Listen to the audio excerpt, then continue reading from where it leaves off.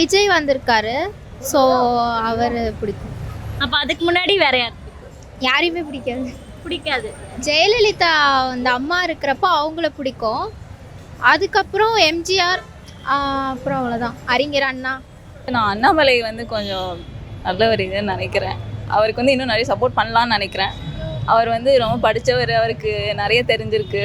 ஆனால் இன்னும் நல்லா சப்போர்ட் பண்ணாங்க நான் நல்லாயிருக்கும். நான் சீமான் தான் சொல்லுவேன். நான் பிடித்த அரசியல் கட்சி தலைவர்னால் சந்தேகமே இல்லாமல் செந்தமிழன் சீமான் அவர்கள் தான். அவர் தான் எனக்கு ரொம்ப பிடிக்கும்.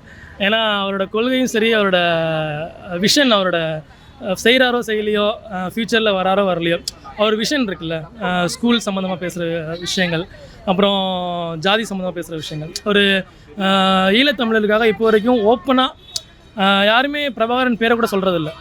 அப்படி ஓப்பனாக பேரை சொல்லி என் அண்ணன் அப்படின்னு சொல்லி பேசுகிறதுக்குன்னு ஒரு தனி துணிச்சல் வேணும். ஓட்டுக்காக இல்லைனாலும் அவருக்கு ஒரு தனிப்பட்ட ஒரு விஷயம் உள்ளே எரிஞ்சிட்டு இருக்குல்ல, ஒரு மணல். அந்த விஷயத்தினால எனக்கு ரொம்ப ஒரு பிடிக்கும். யாரையுமே பிடிக்கலைங்க. பிடிக்கலையா? யாரையுமே பிடிக்கல. தளபதி பிடிக்கும் தான். அவர் அரசியல்வாதியாக இல்லை, இது சினிமாவில் இருக்கும்போது பிடிச்சிச்சு. இப்போது இந்த 41 பிரச்சனைக்கு அப்புறம், இந்த 41 பேர் இறந்ததுக்கப்புறம் வந்து பார்த்திங்கன்னா ஒரு அன்சாட்டிஸ்ஃபைட் லெவலில் தான் இருந்தேன். மேபி அவங்க வந்தால் பெட்டராக இருக்கும்னு தோணுது.